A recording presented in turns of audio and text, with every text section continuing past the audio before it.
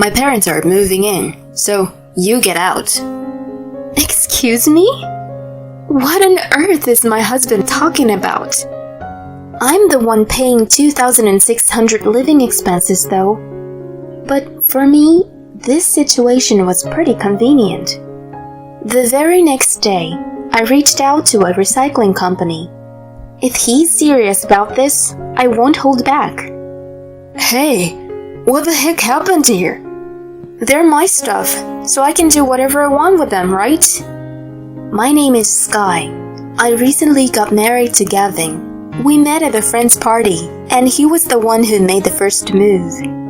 Gradually, I find myself drawn to him, and we started going out. Things went smoothly between us, and after about 2 years of being together, he popped the question. The timing was perfect, as I was hoping to get married in my early 30s. I was over the moon when he got down on his knee. I eagerly accepted, and we planned to tie the knot in the near future. Soon after, we went to introduce ourselves to each other's family. He had a stable job, so my parents were reassured. Please take good care of our daughter. Yes, I will make sure she's happy. When he confidently declared, I was delighted. He was funny and caring, so I had no doubt our marriage would be blissful.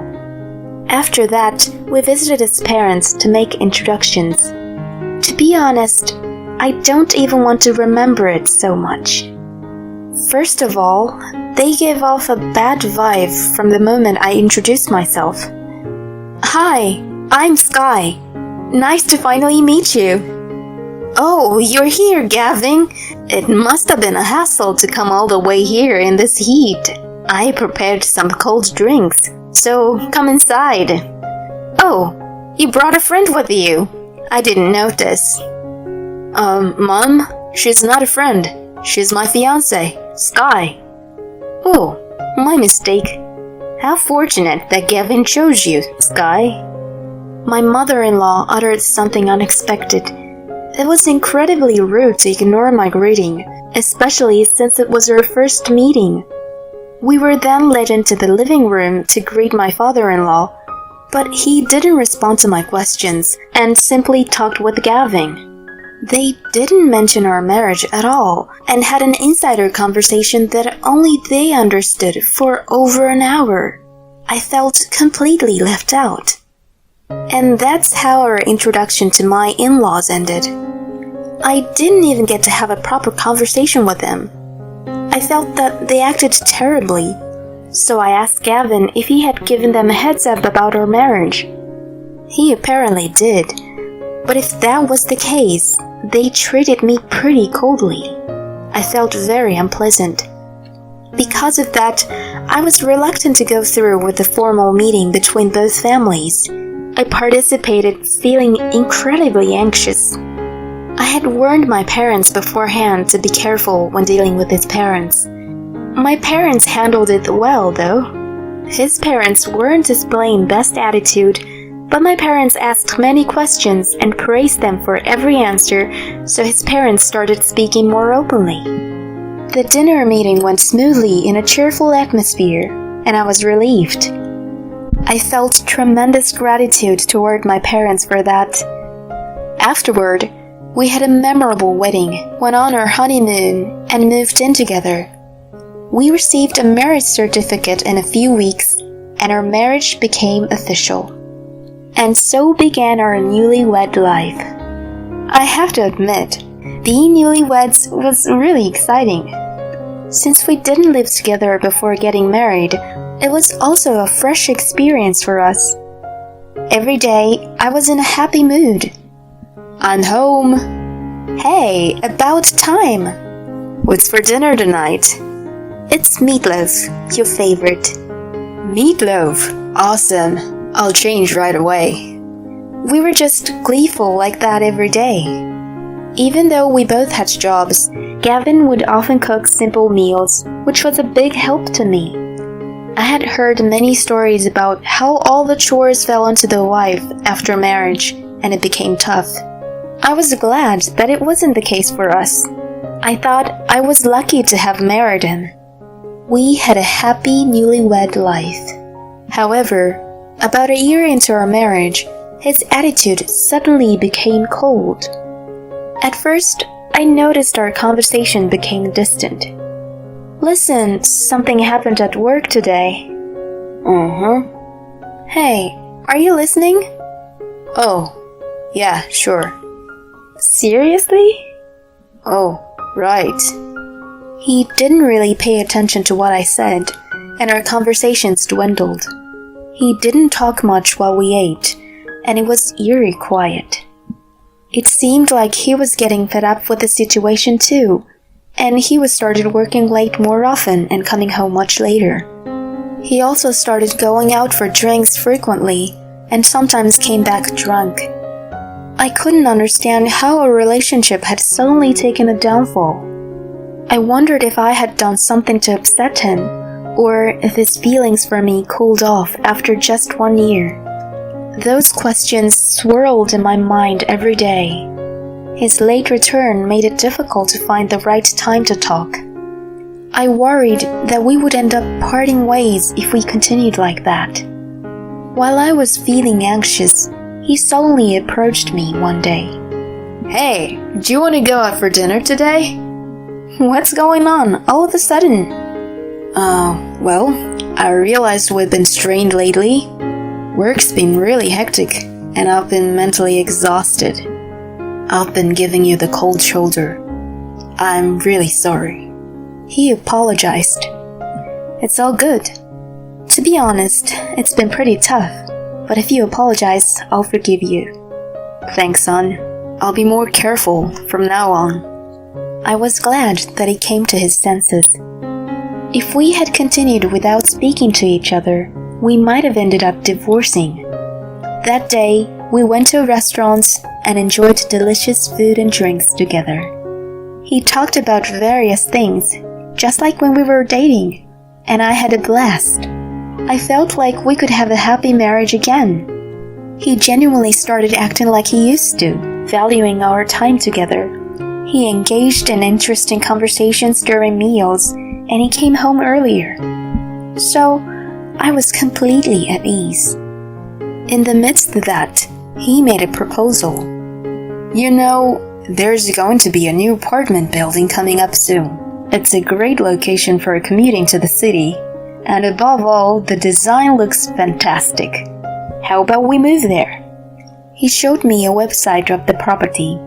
It looked modern and nice, as he said. We lived in an apartment I had been living in since I was single. It was in a decent location and was spacious enough for the two of us.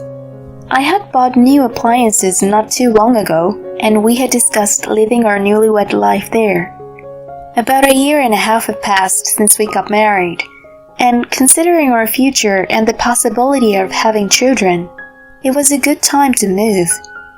The monthly rent was $2,000. It was somewhat high for our standard, but if we split it evenly, that would be $1,000 each. If we tightened our belts a bit with other expenses, we could have managed.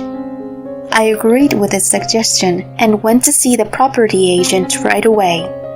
A few months later, the apartment was completed and we moved into our new home. The house was pristine, spacious, and had plenty of rooms, making it very comfortable. Gavin was also impressed and seemed satisfied. Once we actually started living there, it felt incredibly cozy and pleasant. With a modern kitchen, cooking every day was enjoyable. Our new home was a place of pure joy. However, something began to bother me about a month later. Honey, about this month's rent, you haven't deposited your part into the joint account yet. Oh, really? I thought I had already put it in. Please do it soon. There's a deadline. Sorry, I thought I had already done it, so I went shopping. Can you cover for me this month? I'll pay you back right away. Oh, okay. I reluctantly paid the entire rent from my salary. It was the first time I saw his lax side, so I thought he would repay me promptly. However, 2 weeks, then 3 weeks passed, and he still hadn't paid me back. In the end, the deadline for the next rent arrived.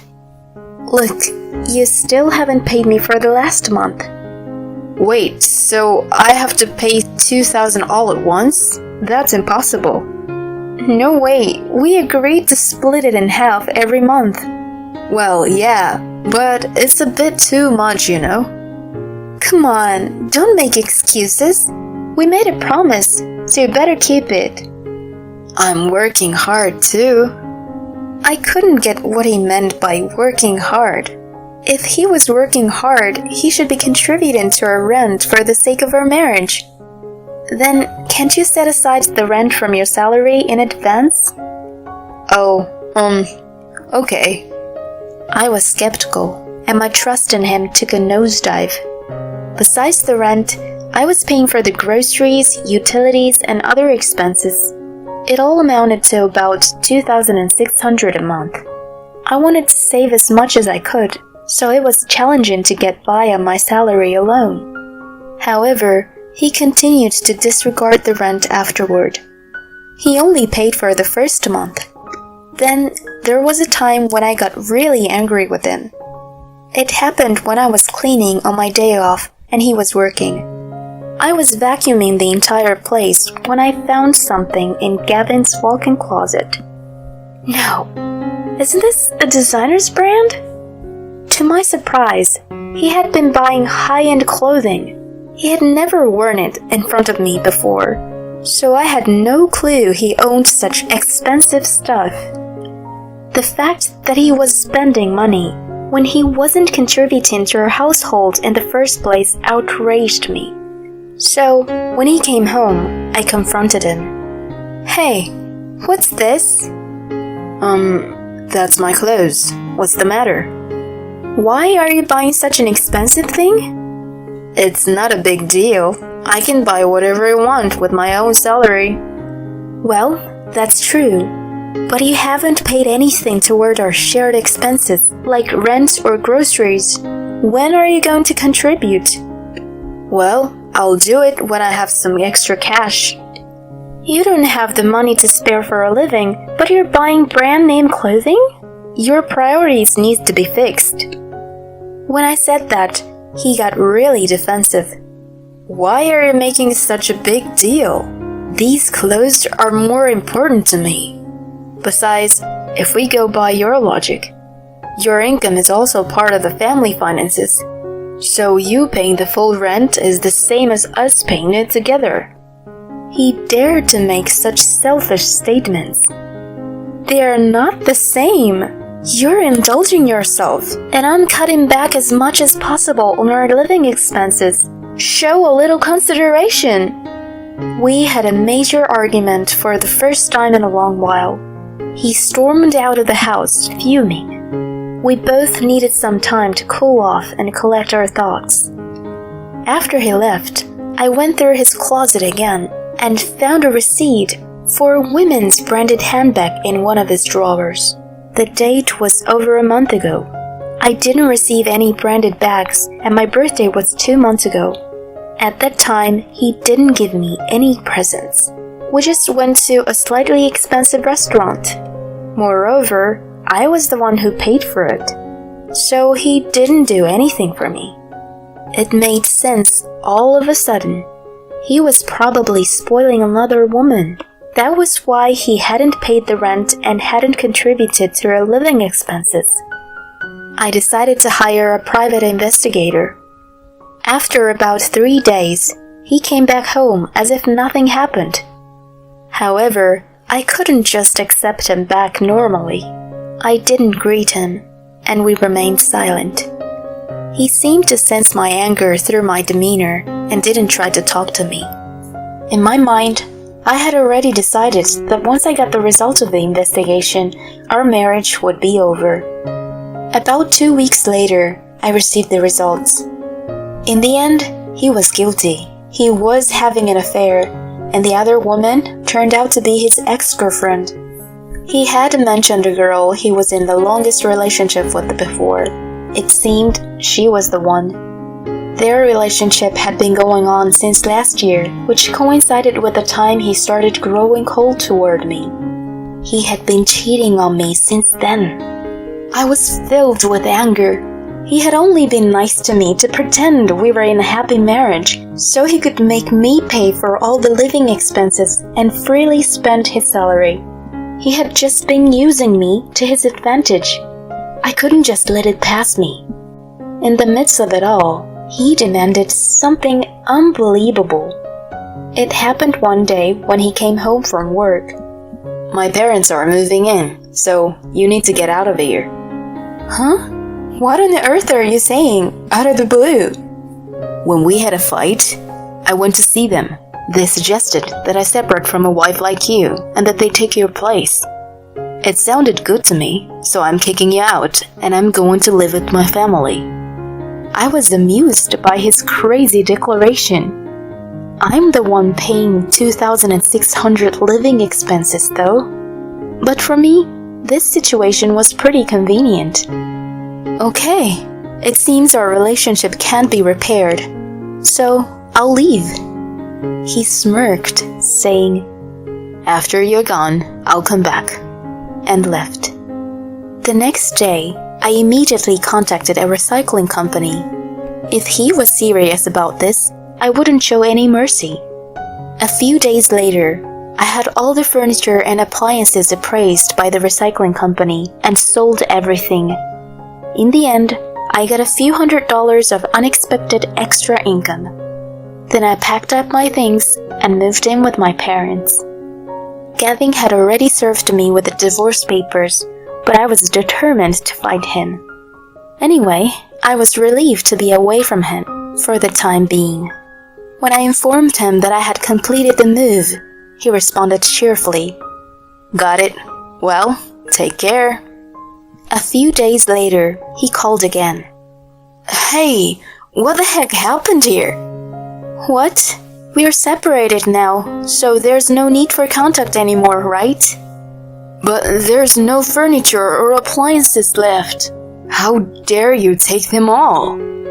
"They were my personal stuff, and I'm allowed to do whatever I wanted with them, you know? All were mine from my days of living alone, so I sold them to a recycling company." Alright then. I'll have to buy everything." "Really? Do you even have the money for that?" "Don't underestimate me. I'm earning a decent income, you know." "But, you know, the rent for that place is $2,000 a month. On top of that, you'll have to pay the living expenses for 3 adults, right? It would probably add up to about $2,600 to $3,000 a month, depending on how you live." "You're kidding, right?" "It's true. I've been paying about that much each month." "No way. My salary won't be enough." "Yeah, you won't have any money left for your affair either. I know everything. You've been seeing your ex-girlfriend. I'll come after you for alimony through a lawyer. Be prepared, okay? Bye then." "Wait, please."